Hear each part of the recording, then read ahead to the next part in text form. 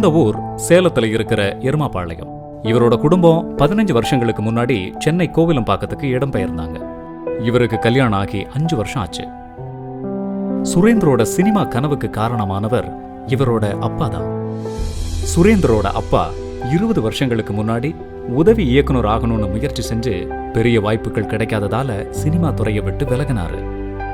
தான் கண்ட தோல்வி தன் மகனுக்கும் ஏற்படக்கூடாது அப்படிங்கிறதுக்காக சுரேந்தரோட சினிமா கனவுக்கு அவர் தடையா இருந்தார். பொருளாதார தடை, குடும்பத்தினருடைய எதிர்ப்பு, இதையெல்லாம் தாண்டி இந்த சினிமா துறையில ஜெயிச்சு காட்டணுங்கிறது தான் இவரோட குறிக்கோள். 10th ஸ்டாண்டர்டுக்கு மேல இவர் படிக்கவே இல்லைங்க. பல வேலைகள் செஞ்சும் எந்த வேலையிலும் திருப்தி இல்லாததால கடந்த 8 வருஷங்களா சென்னையில கார் டிரைவரா வேலை பார்த்துக்கிட்டே கிடைக்கிற நேரத்துல கதையும் எழுதுவாரு. இதுவரைக்கும் 9 குறும்படங்களை இயக்கி இருக்காரு. அந்த படங்கள் மூலமா பல பாடங்களை கத்துக்கிட்டாரு.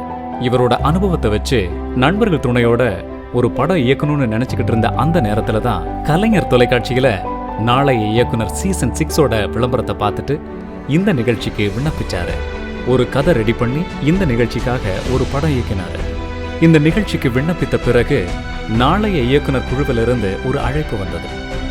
நாளைய இயக்குனர்ல சுரேந்தருக்கு வாய்ப்பு கிடைச்சதுல பெரிய மகிழ்ச்சி.